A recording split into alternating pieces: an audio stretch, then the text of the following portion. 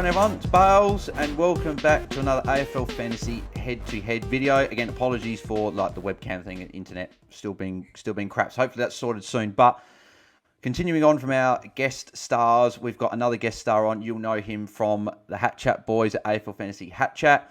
It is the one and only Sanch. Sanch, mate, how you going? Yeah, good, mate. Obviously, anyone that knows of the hat chat knows that I couldn't get myself a hat, so I had to get my own one made, and geez, it looks pretty good, so I can't complain. Yeah, I've ordered one of those as well, waiting for that to come. But it won't be delivered to Bailey, it'll be delivered to a Baoli, because I put my name in wrong, which is stupid of me. So, but anyway, we move on, and we're talking about a couple of players again. So these guys, young up-and-coming midfielders, and both could be having a lot more opportunity this season in 2023. And we're talking about Adam Cerra and Tom Green. So I do like this combo. We started off with the heavy hitters at the top, some of those premium choices. Now we're talking about a couple of those underpriced guys that could elevate their game up. So I'll be taking Tom Green today, and Sanch will be taking Adam Cerra. So why do you think you should be picking Adam Cerra on your side, Sanch? Well, for me, it's pretty simple. So for me, he was brought across from Fremantle at a pretty hefty price last season, and his first season at the Blues averaged 88. So in that star-started midfield, it's pretty impressive to be completely honest. And you had the Brownlow medalist Patrick Cripps in there. He did it with 55% CBAs, and that included a 9 and a 0. So one of them was his injured game, and another one he was just taken out of that CBA mix who was coming back from his injury. So pretty straightforward to see why. So in those two games, he underscored. When you add into that, in those two games, he scored a 42 and a 5. It's pretty easy to put his role, which was that poor game of 42, and an injured 5. Take that out of his 88 average, bumps him up to a 96. So it's pretty easy to see a world where he's got a bit of upside. So, and that's what we're looking for at this time of year. Let's be real. We want a bit of upside. No one's got guaranteed upside, unfortunately, but we can all write a narrative as to why. The other one, this is the part that hurts me. So round 2 last season, after his 110, I believe it was in round 1, he comes out and gets COVID middle of the week. Yeah. And I had to hold him at the time. I thought, no, it's a good thing. Scored me a 110. He'll come back. He'll be fine. Turns out he got long COVID. So in rounds 3 and 4, when he returned, he had season lows other than his injured game of 8% and his poor roll game of 68%. He had 72 and 68% time on ground, which was around 10%-ish below on what he was for the rest of the season. So it's pretty easy to look back now and know that he was suffering with a little bit of long.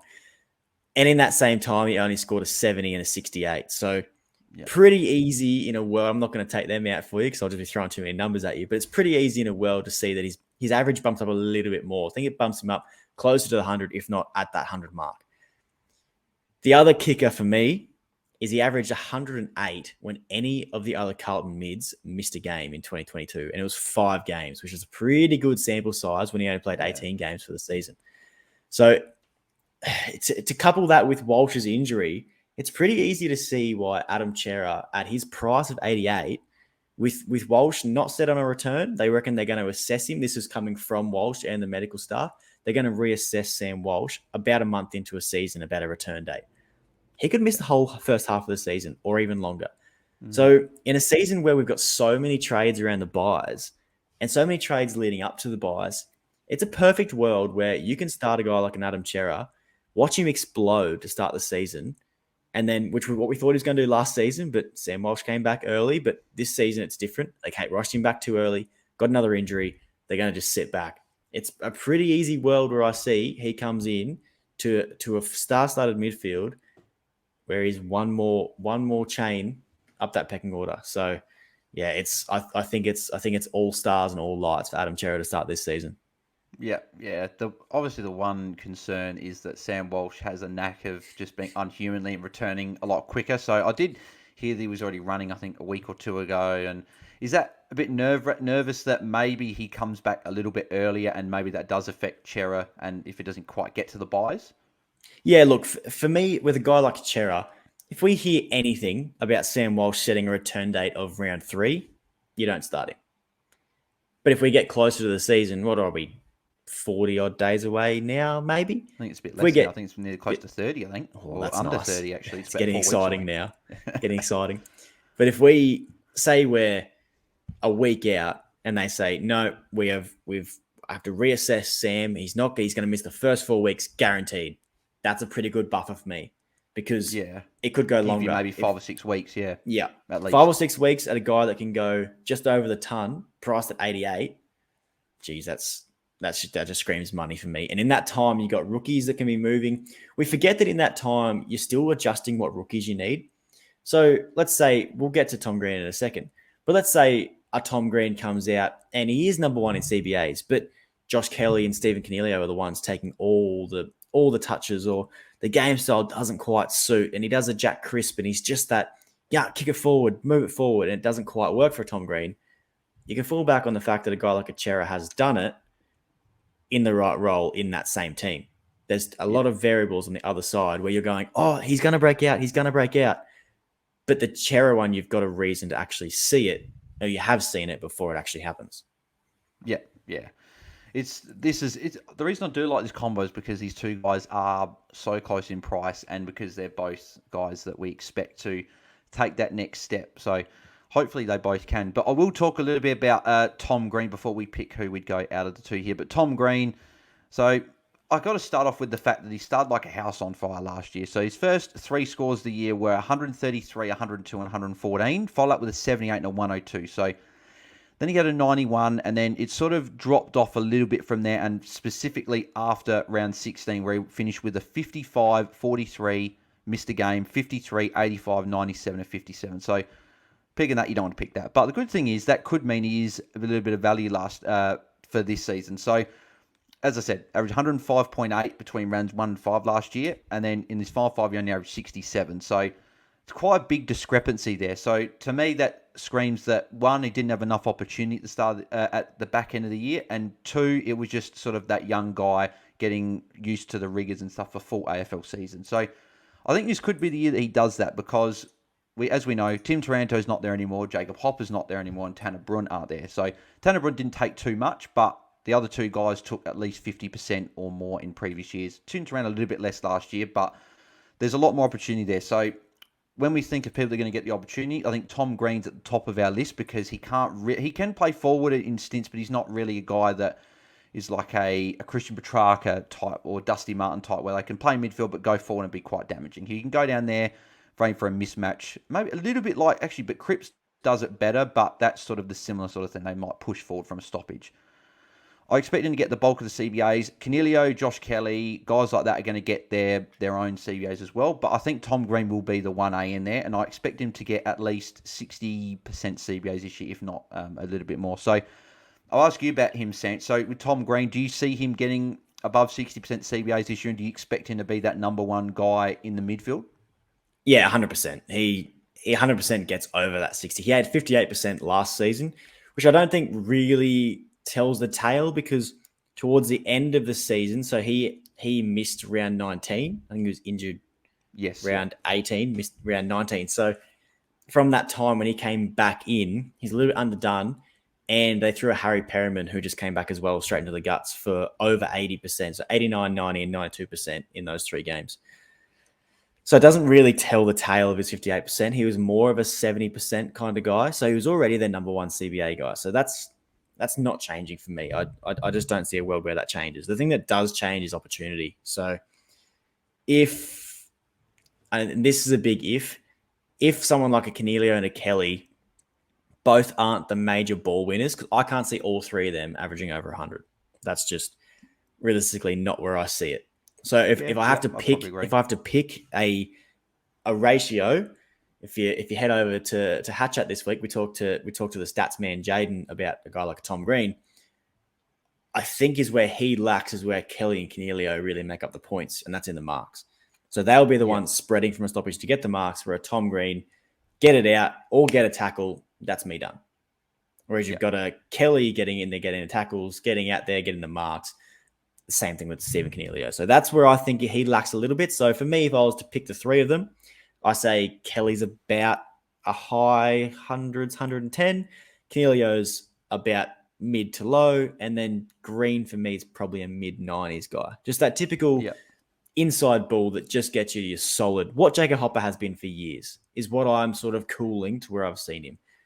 Yeah. How does that sit with your battles? Do you think he's a bit more explosive, or do you think he's going to sort of settle around that? See, the one thing I've learned in fantasy, probably more so over the last couple of years for me, has been don't pick these players that don't get the marks and tackles, right? You need these players that get get marks and tackles, because I've been a victim, like Calvin has, of picking Andy Gaff, and he gets all the marks, but then he doesn't get any tackles, and even last year wasn't getting the marks either, so which makes him even poorer. But then even Dusty Martin, the same thing. Dusty Martin didn't tackle a lot, and when he didn't have those games where he didn't mark either, he might have 20-something touches, but you only score a 68 or a 70 because he didn't get those points to accumulate a higher score. And I do see Tom Green a bit in that mould, because I know Selby and Xavier talking about it on the Mirrors Magic podcast as well. They were saying that Tom Green, for as much of a contested ball that he is, he doesn't really actually tackle that much. He only averaged about 4 or 5 a game from memory. Don't know the exact stat, but he didn't average that many. So you'd want that at least 6 to be the sort of players to get those good scores. So, but that leads me on a question I'm going to throw back at you, Sanch, as well, is that I'll throw Adam Cerra in with this as well. What would you want them to both average? Because you've got Tom Green priced at 85, and I think Cerra's priced around that 88 mark. So would you be wanting them to go 100? Would you be wanting them 105? What do you see them, will want them to go at to be a value pick? So for me, because it changes year to year. So for last year, we had all these guys that were the top dogs. And this year, everyone's sort of come back to the pack a little bit.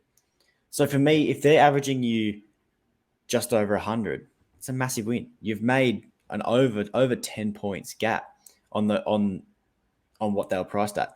Whereas a guy like I don't know, you've spoken about the comparison of a Josh Kelly and a Bond. You're paying for them about the 100 mark, but you're only thinking they're going to go 105. If they get 110, whew, that's huge. Yeah. But these guys, you're getting 12 to 15 points just to get to 100, which is a pretty natural step if you're going to take that next step. So for a guy like a Green, you're likely going to want him to the buyers or a season-long keeper. So I'm thinking you probably want about a 105 for him to be a smash pick. 100, yeah, he just gets you there. It's pretty good. You're going to have to upgrade him later. Cerra, for me, you're already banking that you're going to be using a trade on him, which, yeah, some people don't like. I love it. It's a trading game. You don't win the car by keeping players in your team the whole season. Extra 3 trades as well this year with the extra buy round. Perfect. So for me, if we're going to run a guy like a Cerra, we know we're trading him. It's just a matter of when. So if it comes out there's going to be 8 rounds, if he's scoring you 100, 105 for that 8 rounds, no one's going to be going from a Cerra or say a Tom Green to a Cerra because he's got an expiration date. So you're already ahead of the comp by jumping on a guy like a Cerra. So for me, a Cerra, he can average you 100, 105, and then you got a backdoor clause. You're getting out as soon as Walsh is back. Yeah. So it's all upside for Cerra with the guaranteed Walsh out. I don't want to be a sicko, but the longer Walsh is out, the greener the pasture is for Cerra. Yeah. So yeah, I think about the 100, 105 is what you need to expect from them to be a good pick. If you're thinking they're going to be 95 guys, well, you've got to sort of look elsewhere. That's what I mean. It's the danger is you need them to go probably 100 or more, because if they are, or even 99 would be okay, I guess. But if, as you said, if they go mid-90s, it's sort of like just like a dead pick. It's like you could have gone like a rookie, or you could have gone a Sheed or a Warp a bit cheap, and you could use that money on top of, let's say, McLean. You know what, you want to start McLean, but saying you get McLean up to a Rosie or Taranto or something like that, and then you've got a keeper instead of a guy like in another line. So that's probably the risk with that. But with a 50-50 call comes who we're going to pick. So, Sanch, who are you picking out of Adam Cerra and Tom Green to start the season?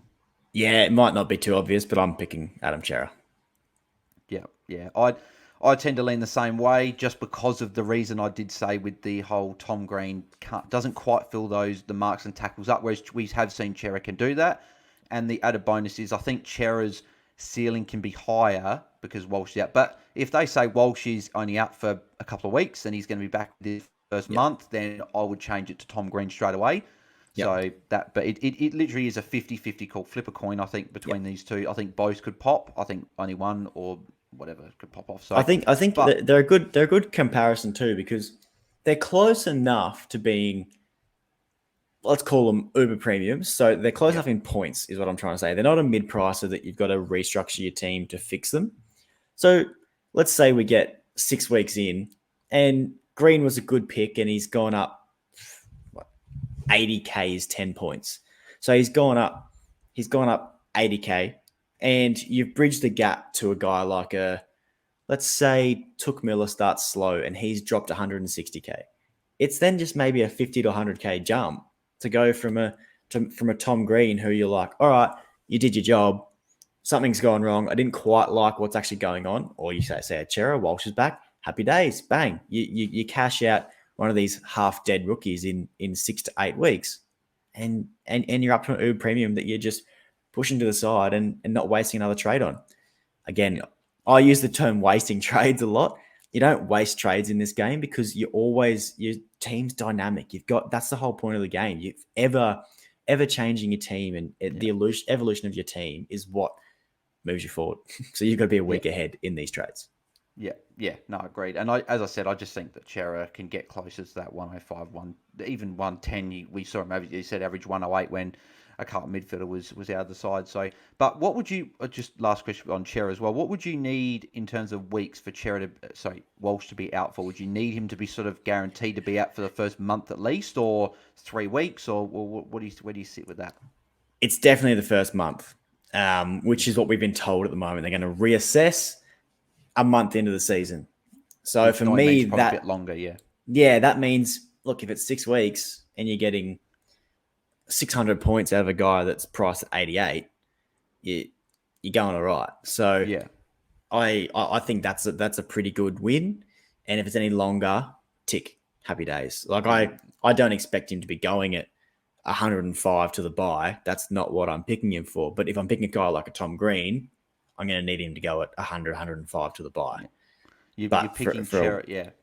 Yeah. You're picking Cerra to get that got those guaranteed rise points. in that points. Yeah, guaranteed points. Yep. You want those guaranteed points to then rise up quickly 100k or so, and then be Don't get me wrong. Like that 8. Yeah, nothing's guaranteed in this game, but I'll take it if it's there. Yeah. But if you can get, as you said, if you can get up to like 880k, that's 100k's made, and as you said, Toot Miller or Jack Steele or something like that, if they've dropped a bit in price, or Andrew Brayshaw, who I project will probably Gets drop a tagged little bit in game. price early. Yep. Come back down maybe 60, 70k. All of a sudden they're near 900, cost you 30k to move them, and that's nothing. So yeah, I do see it as a good move if he's out for a bit. But quickly moving on as well, do you have either, both, none in your side? How are you looking at the moment? Yeah, Cerra's in my side. But as we spoke it sort of before we started recording, it's all a price thing for me. So I'd like a guy at that price or that score, which is how I look at players. I don't really look at the price. I look at what they're priced at as such. So I do always pick a guy around that sort of price range. And go up a little bit more to an LDU is a very enticing sort of pick, but it's just about sort of working out where that number is going to come from. So again, for me, if Walsh is looking to come back round 3, it's a guy like an LDU. So for the moment, Cerra is sitting in there. Have you been toying with either of them? I've toyed with Cerra and Green. I've toyed with both. They've sort of both been. I've had a look at a few things in and out. The only thing I struggle with the two of them at their price point is that I've been a guy that's pretty advocated for. I don't mind this year starting a Dunkley or a Taranto in your midfield to fit one of those forward premiums. So, for example, I'd be looking at a guy like Rosie, and Rosie's the same sort of price as Cerra and Green, a little bit more than Green, price. But exact same price as Cerra. And I'd rather Rosie because you're getting that guy that's going to be guaranteed forward. But then on the other hand, you're going to get forward DPPs. Is Rosie closer to the bottom 6? Does maybe like a Bont or a Bailey Smith someone get DPP, which means Rosie's not a top 6? That's the thing I'm sort of weighing up with at the moment. But they're all in the mix. As you said, it's pre-season. We've got still a few weeks to go before the season starts. There's going to be plenty of changes. So I'm sure that both will be floating in and out of both our sides and many people's sides as well. So... But there you have it. That's what we think of Adam Cerra and Tom Green. So thank you very much to Sanch for jumping on today. Really appreciate it. Where can everyone find you on Twitter? And then where can they find the Hatchat podcast? Yeah, no, I'm at Sanch Fantasy. And who knows with the Hatchat podcast, mate? Just at Hatchat AFL is normally where you'll find us. We're always floating around. But yeah, no, we've got some exciting things coming up for season start. So I'll keep it in the bottle for the moment. But there's some pretty, we'll call them smash picks coming up for us to really blow this season. So yeah, hopefully everything goes well, and just enjoying the community at the moment. As always, everyone's so willing to have a good chat, and no one keeps anything close to their chest because everyone loves having a good prediction. So loving it. Yeah. I think probably the one that holds his cards close to his chest is probably Holmesy, because I know he doesn't quite reveal his team or whatever, but he gives great advice. So, which the whole fantasy community does. So, get around the Hatchat boys, get around all the other podcasts, and as usual, tune into AFL Fantasy Fanatics Twitter Spaces every Sunday night throughout the preseason and into the season proper. So, thank you very much for Sanch jumping on. Follow him, as I said, on Twitter. Follow my socials, link below. And tell us who you'd pick out of Tom Green and Adam Cerra in the comments below, if you pick both or none. So let us know what you think. And tell us why. Yes, definitely tell us why. Don't just say, don't say name. Just say the name and why. That'd be good. So, and I'll get to answer all those as well. So thank you for watching. We'll see you guys in the next episode. We're out. Cheers. Thanks, Bales.